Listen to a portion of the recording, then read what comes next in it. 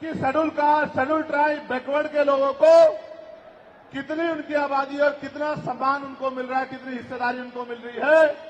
तो केंद्र सरकार जल्द से जल्द जातिगत जनगणना कराए। जब तक जातिगत जनगणना नहीं होगी तब तक सबसे पहले स्पष्ट ही नहीं होगा जो आज षड्यंत्र किया गया है और कुछ लोगों को जानबूझ के उनके मुंह से कहलवाया जा रहा है कि इस जाति का हिस्सा ये लोग खा रहे हैं, इस जाति का हिस्सा ये लोग खा रहे हैं, इस जाति का हिस्सा ये लोग खा रहे हैं। मैं चंद्रशेखर आजाद आपको वचन देके कहता हूं, अपने बहुजन समाज के सामने जातिवार जनगणना कराइए, उसके आंकड़े सार्वजनिक कराइए। अगर अंतिम पायदान पर रहने वाले जिनको डीएससी के भाई कहा गया है, जो हमारा परिवार है, अगर उनका 1% आरक्षण भी पॉइंट के बराबर भी कमजोर पड़ रहा होगा तो मैं वचन देता हूं कि इससे बड़ी रैली उनके समर्थन में हम लोग करेंगे। मैं फिर आपसे कह रहा हूं, आप याद करो, जब से इस देश में आरक्षण व्यवस्था लागू हुई है, इस आरक्षण को खत्म करने के लिए चाहे वो कांग्रेस पार्टी रही हो या भारतीय जनता पार्टी रही हो या और कोई मनुवादी दल रहा हो, इन्होंने एड़ी चोटी के जोर लगाए। और आज जिन जातियों को गाली दी जा रही है, ये वही जातियां हैं जिन्होंने अपने बच्चे कुर्बान कर दिए लेकिन अपने अधिकारों की रक्षा की और आज भी इस देश में आरक्षण बचा हुआ है, नौकरियां बची हुई है, हिस्सेदारी बची हुई है, राजनीतिक व्यवस्था कायम है, लोकतांत्रिक व्यवस्था है। तो धन्यवाद करना चाहिए उन जातियों का जिन्होंने अपने प्राणों का बलिदान दे दिया, लाठी डंडे खाए, गोलियां खाई, लेकिन अपने अधिकारों को छीनने नहीं दिया। सब लोगों को उनका धन्यवाद करना चाहिए। लेकिन दुश्मन का ये षड्यंत्र है और दुश्मन बड़ा समझदार है। दुश्मन जानता है कि 2 अप्रैल 2018 के बाद में ये दलित समाज एकजुट हो गया था। जब दलित समाज एकजुट हुआ तो वो ये सोचने लगे कि इनकी एकता को कैसे तोड़ा जाए। आप और मैं जानते हैं, जब हम मुट्ठी बनकर रहेंगे तो कोई हमारे अधिकारों को नहीं छीन सकता। लेकिन जब जब हम बट जाएंगे, एक उदाहरण के तौर पे बताता हूं, अगर आप झाड़ू की सिक्कों को इकट्ठा कर दोगे, वो सिक्के जो हैं एकजुट हो जाएंगे, उनको बांध दिया जाएगा तो वो सारा कचरा साफ कर देंगे। लेकिन अगर वो जो सिक्के होते हैं, अगर आपने उनको अलग अलग कर दिया तो वो कचरा साफ नहीं कर पाएंगे, वो खुद कचरा बन जाएंगे, उनकी कोई हैसियत नहीं बनेगी। इसलिए हमारे महापुरुषों ने बहुजन समाज में भाईचारे की बात की। और आप महसूस करो, बाबा साहब अम्बेडकर ने क्या नारा दिया? शिक्षित बनो, संगठित रहो और संघर्ष करो। हमें शिक्षित भी बनना है, संगठित भी होना है और अपने विरोधियों, बैरियों के खिलाफ संघर्ष भी करना है, अपने अधिकारों के लिए संघर्ष भी करना है। मैं जब देश के बाहर गया तो मैंने देखा कि वो लोग तरक्की कर रहे हैं, उनकी जिंदगी खुशहाल है, उनकी जिंदगी अच्छी बन रही है।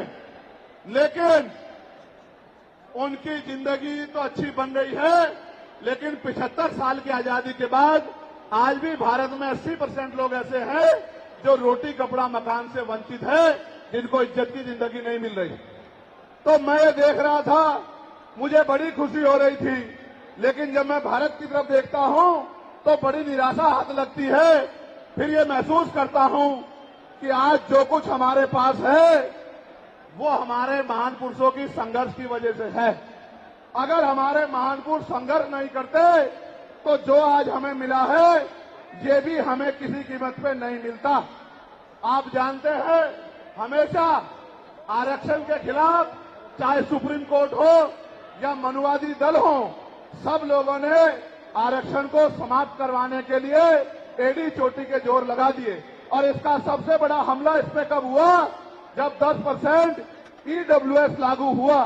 मुझे माफी चाहते हुए कहना है कि हमारे दलों ने भी हाथ उठा के, जो हमारे पूर्व के दल थे, उनका समर्थन किया, जबकि वो आरक्षण पे सबसे बड़ा हमला था। अगर उसी दिन हम लोगों ने सड़कों पर निकल के अपनी आवाज को उठाया होता तो किसी की मां ने दूध नहीं पिलाया होता कि वो दोबारा आरक्षण पे हमला करने के बारे में सोच लेता। ये भाजपा के लोग जो सत्ता में बैठे हैं, इन्होंने वोट तो आपसे हमसे ली धर्म के नाम पे, भाईचारे के नाम पे, लेकिन सत्ता में आके ये लोग अपने लोगों का काम करने लगे, अपने महापुरुषों की विचारधारा को आगे बढ़ाने लगे और हम लोग रोटी रोटी के लिए मोहताज लोग, जुल्म जाति के शिकार लोग परेशानी की जिंदगी जीने लगे। मैं चाहता हूं कि जो जिंदगी हमारे लोग ऑस्ट्रेलिया में जी रहे हैं, ऑस्ट्रिया में जी रहे हैं, इटली में जी रहे हैं, यूरोप में जी रहे हैं, पूरे अमेरिका में जी रहे हैं, कनाडा में जी रहे हैं, हॉलैंड में जी रहे हैं, नीदरलैंड में जी रहे हैं, ऐसी जिंदगी की व्यवस्था भारत में भी हो। लेकिन ये तभी संभव है जब राजनीतिक शक्ति हमारे पास हो। अगर राजनीतिक शक्ति भाजपा और कांग्रेस के पास रहेगी तो हम लोग इज्जत की जिंदगी इस देश में नहीं जी सकते। इस बात को आप लोग मेरी ध्यान रखना।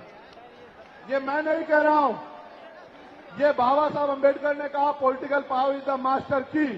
राजनीतिक सत्ता वो चाबी है जो आपकी सारी परेशानियों का हल कर देगी। और राजनीतिक सत्ता जिनके पास है उनके लोग हजारों हजारों करोड़ रुपए लेके भाग जाते, उनके लोग उनके पूंजीपतियों के लाखों लाखों करोड़ रुपए माफ करते जाते। लेकिन अगर आपका 10,000 रुपए का बिल भी बाकी हो तो 10,000 रुपए का बिल भी अगर आप नहीं दोगे तो मुकदमा लिख के आपको जेल भेजने का काम सरकार कर देगी और आपके घर की कुर्की भी करा देगी। आप किसानों का, मजदूरों का हाल देख लो, आप नौजवानों का हाल देख लो, इस देश में क्या है।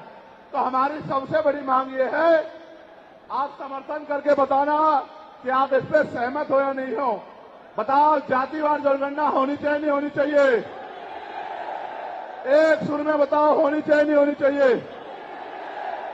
साथ साथ इस देश में जातिवार जनगणना के साथ साथ जितने भी सरकारी संस्थान हैं, चाहे वो जुडिशरी हो जहां से हमारे खिलाफ लगातार फैसले आते हैं, चाहे वो आर्मी हो, चाहे वो और कोई सरकारी संस्था हो, सब लोग सब जगह पे आरक्षण व्यवस्था लागू होनी चाहिए। बताओ, होनी चाहिए नहीं होनी चाहिए? दोनों हाथ उठा के बताओ, होनी चाहिए नहीं होनी चाहिए? बहुत अच्छी बात। साथ साथ हमारी ये भी मांग है जो मैंने पार्लियामेंट में भी उठाई कि निजी क्षेत्रों में आप इस बात को समझो गौर करके, इस देश में 2% सरकारी नौकरियां, कितने परसेंट? जोर से बताओ। 98% प्राइवेट सेक्टर है। कुछ ऑर्गेनाइज है, कुछ अनऑर्गेनाइज है। आप ये देखो, 2% में तो बंटवारा है, लेकिन 98% पे पुरानी सत्ता वाले लोग और आज की सत्ता वाले लोग सांप की तरह कुंडली मार के बैठे हैं। ना वहां SC/ST के लोगों का कोई प्रतिनिधित्व है, ना OBC के लोगों का है, ना ही मुस्लिम लोगों का है। तो हमारी मांग ये भी है कि अब समय आ गया है कि निजी क्षेत्रों में भी आरक्षण की व्यवस्था होनी चाहिए। होनी चाहिए नहीं होनी चाहिए? बताओ, दोनों हाथ उठा के बताओ, जोर से बताओ, होनी चाहिए नहीं होनी चाहिए? Very good, very good. साथ साथ हमारी ये मांग है कि प्रमोशन में रिजर्वेशन भी इस देश में लागू होना चाहिए। शेड्यूल कास्ट, शेड्यूल ट्राइब और बैकवर्ड के लोगों के लिए प्रमोशन में रिजर्वेशन भी सरकारी संस्थानों में लागू होना चाहिए। लागू होना चाहिए, लागू होना चाहिए? बताओ, जोर से बताओ। हमारी ये भी मांग है कि मंडल कमीशन की बाकी सिफारिशें भी लागू होनी चाहिए, क्योंकि जब तक मंडल कमीशन की बाकी सिफारिशें लागू नहीं होगी तब तक पिछड़े वर्ग के लोगों को बराबर की हिस्सेदारी और सम्मान नहीं मिलेगा। हमारी ये भी मांग है, सरकार कह रही है कि क्रीमी लेयर लागू करना चाहिए और जज साहब भी कह रहे हैं क्रीमी लेयर लागू करना चाहिए। मैंने पार्लियामेंट में पूछा कि भारत में कितने शेड्यूल कास्ट के लोग, शेड्यूल ट्राइब के लोग अरबपति बन गए, इसका डाटा आपको सार्वजनिक करना चाहिए, आर्थिक आंकड़े सार्वजनिक करने चाहिए। तब हमें पता लगेगा कि क्रीमी लेयर की स्थिति में हम आए या नहीं आए। आपको शायद जानकारी नहीं है मैं आपको बताता हूं, आज भी बहुत सारे पदों को एनएफएस करके, नोट फाउंड सुटेबल करके हमारे योग्य लोगों को नौकरी से निकालने का काम ये सरकारें करती है, क्योंकि कलम की ताकत उनके हाथ में होती है। जिनकी राज सत्ता पे कब्जा होता है, हमारे लोगों का राज सत्ता पे कब्जा नहीं है, इसलिए सारी योजनाएं हमारे खिलाफ बनती हैं। हमारी ये भी मांग है, जिस पर मैं गौर कर रहा हूं, सरकार ने कहा, मैं आज इस पर भी बोलूंगा। आज अगर मैं इस पर नहीं बोलूंगा तो हमारे लोगों को पता ही लगेगा देश में क्या हो रहा है। सरकार ने कहा कि वर्गीकरण लागू होना चाहिए। मैंने आपको बताया कि बातें तो बहुत लोग करते हैं, लेकिन जब आरक्षण पे हमला होता है, जब और किसी तरीके से आरक्षण को खत्म किया जाता है, जब गांव-गांव जाके लोगों को समझाने का प्रयास किया जाता है, तब जिन जातियों को आज सरकार के इशारे पे गाली दी जा रही है, उनको ही उन्हीं की जिम्मेदारी मान के लोग घर में बैठ जाते हैं कि भाई यही आरक्षण की रक्षा करेंगे, यही अधिकारों की रक्षा करेंगे। लेकिन सच ये है, अगर सरकार की मंशा वर्गीकरण के जरिए वास्तविकता में निचले पायदान पे बैठे अंतिम व्यक्ति को ऊपर उठाने की होती, तो जिस तरह से 10% आर्थिक आधार पर आरक्षण की व्यवस्था की गई थी, 10% आरक्षण की व्यवस्था डीएससी के भाइयों के लिए, डीएससी परिवारों के लिए सरकार कर सकती थी। उनका कोई मतलब नहीं बैठता था कि इन्हीं में टुकड़ा डाल दे, क्योंकि सरकार जानती है कि इनमें बंटवारा हो जाएगा तो इनके खिलाफ आंदोलन आसान हो जाएगा, इनको पता भी नहीं चलेगा कब इनके अधिकार खत्म हो गए। मैं आपसे कहना चाहता हूं, सरकार बताए उनके पास वर्गीकरण की क्या पॉलिसी है, किस आधार पे वो वर्गीकरण करना चाहते हैं, कौन से आंकड़े उनके पास है, कौन से डाटा उनके पास है। मैं सरकार से जानना चाहता हूं, सरकार कमेटियां बना दे और वर्गीकरण किस फॉर्मूले पे करेगी ये भी बता दे। हम सरकार को भी सुनना चाहते हैं। अभी देश में पिछले दरवाजे से कुछ नहीं होगा, जो कुछ होगा आमने सामने होगा। अगर हमारे अधिकारों की बात आएगी तो लड़ाई आमने सामने लड़ी जाएगी। सरकार ये भी बताए क्या वह रोस्टर में बदलाव करेगी, क्या सरकार रोस्टर में बदलाव करेगी, सरकार बताएगी। हमारे लोग तो अभी सही तरह से चीजों को नहीं जानते हैं। मैं ये भी विश्वास दिलाता हूं, स्पेशली डीएससी के भाइयों को कह रहा हूं, मेरी बात को गौर से सुनना। स्पेशली डीएससी के भाइयों को कह रहा हूं, उन जातियों को जो लोग आंदोलन कर रहे हैं, आपको एहसास नहीं है, जब देने की बारी आएगी हम बताएंगे अपने भाइयों को किस तरह से आगे बढ़ाया जाता है, किस तरह से उनकी हिस्सेदारी दी जाती है। अभी तो हम पे देने में कुछ है ही नहीं। मैं आपको विश्वास दिला कहता हूं, डीएससी के जो हमारे भाई हैं, वाल्मीकि समाज के भाई हों, धानुक समाज के भाई हों और बागड़ी समाज के भाई हों और किसी सैसी समाज के भाई हों, मैं चंद्रशेखर आजाद वचन देके कहता हूं बहुजन समाज के सामने, ये हमारी आपसी बातचीत है। आप दुश्मन के इशारों पे काम मत करो, हम लोग बैठ के अपनी लड़ाई को निपटा लेंगे। हम लोग अपने आप बैठ के चर्चा करके आपके साथ बैठ के, अगर कहीं हमें कुछ डर भी है, आप चीजों को नहीं समझ पा रहे हो या हम लोग समझा नहीं पा रहे, अगर आपको अधिकार मिलता है तो बताओ, हमारे किसी व्यक्ति को तकलीफ है क्या? बताओ, अगर हमारे डीएससी के भाइयों को अधिकार मिलता, बताओ, हाथ उठा के बताओ, तकलीफ है क्या हमें किसी को? ये इतना बड़ा जन समूह गवाही दे रहा है, अगर डीएससी के भाइयों को कुछ मिलता है तो हमें तकलीफ नहीं है। लेकिन हम इस सरकार की मंशा को जानते हैं, हम इस सरकार को जानते हैं, इनके चरित्र को जानते हैं। ये देना कुछ नहीं चाहती, ये तो इसको अटका के रखना चाहती हैं। आप ये देख लेना, इन्हीं के कुछ लोग पहले सुप्रीम कोर्ट चले जाएंगे। जैसे उदाहरण के तौर पे गौर करो, 69,000 शिक्षक भर्ती में सरकार ने 20,000 पदों पे घोटाला किया। हम लोगों ने आंदोलन किया तो सरकार ने 6,800 नियुक्ति की लिस्ट जारी की, फिर अपने लोगों को हाईकोर्ट भेज के उस पर रोक लगवा दी। फिर हाईकोर्ट पे फिर हमारे लोग लड़े तो उन्होंने कहा दोबारा लिस्ट जारी करो, इनको अधिकार मिलना चाहिए। तो वोट लेने के लिए हमारे लोगों के सामने कहा कि भाई मिलना चाहिए, हम समर्थन करते हैं, लेकिन अपने लोगों को सुप्रीम कोर्ट भेज दिया और सुप्रीम कोर्ट में इनके बैठे जजों ने फिर से उस पर रोक लगा दी। इसलिए हमें इनकी नीयत पे शक होता है। मुझे डर ये भी है, अगर ये अधिकार स्टेट गवर्नमेंट को दे दिए गए तो ये कॉन्स्टिट्यूशन का तो बहुत बड़ा वॉयलेशन होगा ही, 340 का, 341 का, लेकिन ए का। लेकिन सबसे बड़ा खतरा ये है कि कल जो सरकार सत्ता में आएगी वो किसी भी अन्य जाति के लोगों को शेड्यूल कास्ट में उनको शामिल करके आपके पूरे अधिकार को छीन बीन कर सकती है। अगर ये पावर स्टेट को मिल गई, हमें सरकार की मंशा पे सिर्फ शक है। हमने ये भी मांग की, आपको याद होगा, यूपी के साथी हमारे जानते हैं, हमने 2 साल पहले, पौने 2 साल पहले मांग की थी कि जो 52% ओबीसी हैं उनको 27% रिजर्वेशन सुप्रीम कोर्ट के लोगों ने दिया, आबादी से आधा। सुप्रीम कोर्ट ने मंडल कमीशन की रिपोर्ट के बाद ना चाहते हुए सरकार ने कर दिया, तो सुप्रीम कोर्ट ने अपने तरीके से रोक लगा के 27% दिया।